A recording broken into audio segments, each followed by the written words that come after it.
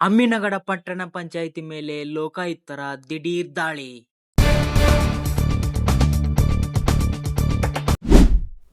ಕಚೇರಿಯಲ್ಲಿ ನಡೆಯುತ್ತಿದ್ದ ಸಾಲು ಸಾಲು ಭ್ರಷ್ಟಾಚಾರ ಮತ್ತು ಅಕ್ರಮಗಳ ದೂರು, ದಾಖಲಾತಿಗಳ ಪರಿಶೀಲನೆ.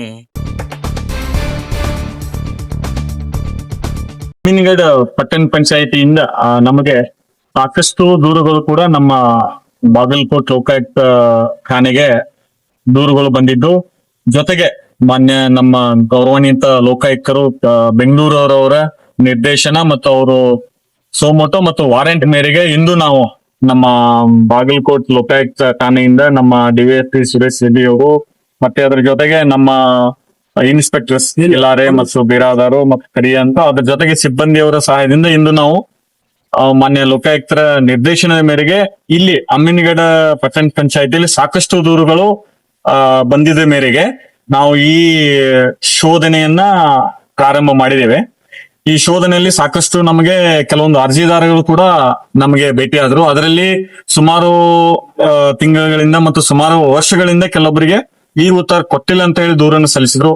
ಕೆಲವೊಂದು ನಿಯಮ ಬಾಹಿರವಾಗಿ ಕಟ್ಟಡಗಳನ್ನು ಕಟ್ಟಿದ್ದು, ಮತ್ತೆ ರೆಸಿಡೆನ್ಸಿಯಲ್ ಅಲ್ಲಿ ಕಮರ್ಷಿಯಲ್ ಪರವಾನಗಿ ಕೊಟ್ಟಿದ್ದು, ಅದರ ಜೊತೆಗೆ ಗಾರ್ಡನ್ ಅಲ್ಲಿ ಖಾಸಗಿ ಕಟ್ಟಡ ಕಟ್ಟಿದ್ದಿರ್ಬೋದು ಅಂತ ದೂರುಗಳು ಕೂಡ ನಮ್ ಸಾಕಷ್ಟು ಇಲ್ಲಿ ಸಿಕ್ಕಿದೆ ತಮ್ಮ ಶೋಧನೆಯಲ್ಲಿ. ಜೊತೆಗೆ ದಾಖಲಾತಿಗಳ ನಿರ್ವಹಣೆಯಲ್ಲಿ ಕೂಡ ಕೆಲವೊಂದು ಲೋಪದೋಷಗಳು ಕಂಡು ಬಂದಿದ್ದವು.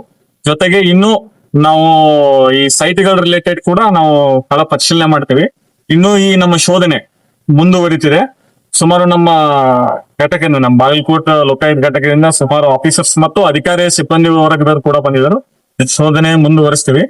ನಾನು ಐ ರಿಕ್ವೆಸ್ಟೆಡ್ ಆಲ್ ಅಮ್ಮಿನಗಡ ಜನರಿಗೆ ಏನ್ ಹೇಳುದು, ನಿಮ್ಮಲ್ಲಿ ಏನಾದ್ರೂ ಈ ನಿಮ್ಮ ಯಾವುದೇ ಸರ್ಕಾರಿ ಕಚೇರಿಯಲ್ಲಿ ತಮ್ಮ ಕೆಲಸಗಳು ಪೆಂಡಿಂಗ್ ಇಟ್ಕೊಂಡು ಆಗದೆ ಇರೋದಂತ ಸಂದರ್ಭದಲ್ಲಿ ನೇರವಾಗಿ ನಮ್ಮ ಲೋಕಾಯುಕ್ತ ಪೊಲೀಸ್ ಸ್ಟೇಷನ್ ಬರ್ಬೋದು, ಅಥವಾ ನಮ್ಮ ಮೊಬೈಲ್ ನಂಬರ್ ಕೂಡ ಡಿಸ್ಪ್ಲೇ ಮಾಡಿದೀವಿ ನಮ್ಮ ಆಫೀಸ್ ಮುಂದ್ಗಡೆ.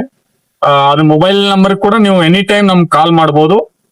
ಪೆಂಡೆನ್ಸಿ ವರ್ಕ್ ಇದ್ರು ಕೂಡ ಕಾಲ್ ಮಾಡ್ಬೋದು. ಮತ್ತೆ ಏನಾದ್ರೂ ದೂರ ಇತ್ತಂದ್ರೆ, ಸರ್ಕಾರದ ಹಣ ಯಾವುದೇ ಒಂದು ಕೆಲಸದಲ್ಲಿ ದುರ್ಬಳಕೆ ಆಗಿತ್ತಂದ್ರೆ ಕೂಡ ಆ ವಿಷಯ ಕೂಡ ನಮಗೆ ತಗೊಂಡ್ಬಂದು ನಮ್ಮ ಠಾಣೆಗೆ ದೂರನ್ನು ಸಲ್ಲಿಸಬಹುದು.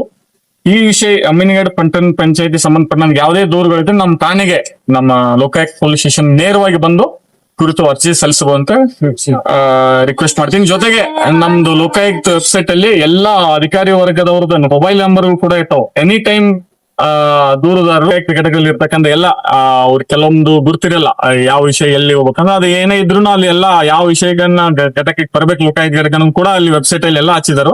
ಮತ್ತೆ ಈ ಅಮ್ಮಿನಗಡ ಪಟ್ಟಣ ಪಂಚಾಯತ್ ಸಂಬಂಧಪಟ್ಟಂಗೆ ಏನೇ ದೂರುಗಳಿದ್ರೆ ನೇರವಾಗಿ ನಮ್ಮ ಠಾಣೆಗೆ ಬಂದು ದೂರನ್ನು ಸಲ್ಲಿಸಬಹುದು ಅಂತ ರಿಕ್ವೆಸ್ಟ್.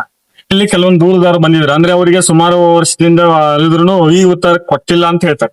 ಅದನ್ನೇ ನಾವು ಕೇಳ್ತಿದ್ದೀವಿ ಅಧಿಕಾರಿಗಳು, ನೀವು ಈ ತರ ಕೊಡ್ಬೇಕಂದ್ರೆ ಏನೇನ್ ಪ್ರೊವಿಷನ್ಸ್ ಇದೆ, ಅವ ಡಾಕ್ಯುಮೆಂಟ್ ಸಬ್ಮಿಟ್ ಮಾಡಿದಾರಿಲ್ಲ ಅನ್ನೋದು ಅವ್ರಿಗೆ ಹಿಂಬರ ಕೊಡ್ಬೇಕಂತ ಅದೇ ಪರಿಶೀಲನೆ ಮಾಡ್ತಿದ್ದೀವಿ. ಇನ್ನು ಕೆಲವೊಬ್ಬರಿಗೆ ಈ ಸ್ವತ್ತು ಕೊಡುವಲ್ಲಿ ಕೂಡ ವಿಳಂಬ ಆಗಿದೆ. ಮತ್ ಜೊತೆಗೆ ಕಮರ್ಷಿಯಲ್ ರೆಸಿಡೆನ್ಸಿಯಲ್ ಕಮರ್ಷಿಯಲ್ ಕೂಡ ಕೆಲವೊಂದು ಕನ್ಸ್ಟ್ರಕ್ಷನ್ ಪರ್ಮಿಷನ್ಸ್ ಇದೆ ಅಂತ ಹೇಳ್ತಾರೆ. ಅದನ್ನೆಲ್ಲ ಏನಿದೆ ನಾವು ಪರಿಶೀಲನೆ ಮಾಡ್ತೀವಿ. ಅಧಿಕಾರಿಗಳ ಜೊತೆ ಈ ದೂರು ಕೂಡ ನಮ್ಗೆ ಪ್ರತ್ಯೇಕವಾಗಿ ನಮ್ಮ ಲೋಕಾಯುಕ್ತ ಘಟಕಕ್ಕೆ ಬಂದು ದೂರು ಸಲ್ಲಿಸಿದಾರೆ. ಅದನ್ನು ಕೂಡ ನಾವು ಪರ್ಟಿಕ್ಯುಲರ್ ಆಗಿ ಯಾವ ಅಧಿಕಾರಿ ಟೈಮ್ದಲ್ಲಿ ಇವ್ರ ಕೆಲಸ ಆಗ್ತಿಲ್ಲ ಏನಿದೆ ಅನ್ನೋದನ್ನ ಪರಿಶೀಲನೆ ಮಾಡ್ತೀವಿ. ಸರ್, ಕೆಡಿಪಿ ಪ್ರಗತಿ ಪರಿಶೀಲನಾ ಸಭೆಯಲ್ಲಿ 2 ದಿವಸಕ್ಕೊಮ್ಮೆ ನೀರು ಬಿಡ್ತೀವಿ ಅಂತ ಹೇಳಿ ಇದನ್ ಮಾಡ್ಯಾರೆ. ಬಟ್ ಇಲ್ಲಿ 2 ದಿವಸಕ್ಕೊಮ್ಮೆ ನೀರು ಬರ್ತಾರೆ. ಸಾರ್ವಜನಿಕರು ಈ ನೀರಿನ ಬಗ್ಗೆ, ಸ್ವಚ್ಛತೆ ಬಗ್ಗೆ ಮತ್ತೆ ಅಧಿಕಾರಿಗಳು ಏನಂತಂದ್ರೆ ಪರ್ಮನೆಂಟ್ ಪೋಸ್ಟ್ ಇಲ್ರಿ ಇಲ್ಲಿ. ಯಾರ ಕೇಳಿದ್ರೆ ಹಾಕಿ ಉತ್ತರ ನಾ ಮಾಡಿದಲ್ಲ ಹಿಂಗ್ ಮಾಡಿದಂತ ಹೇಳ್ತಾನೆ. ಅದಕ್ಕೆ ನಾವು ನಮ್ಮ ಲೋಕಾಯುಕ್ತರ ಏನ ವಾರೆಂಟ್ ಕೊಟ್ಟಲ್ಲ, ಆ ವಾರೆಂಟ್ ಅಲ್ಲಿ ಇಲ್ಲಿ ಲೋಪದೋಷಗಳನ್ನು ಕೂಡ ನಾವು ನಮ್ಮ ಮಾನ್ಯ ಲೋಕಾಯುಕ್ತರಿಗೆ ವರದಿಯನ್ನು ನಾವು ಮಾಡ್ತೀವಿ.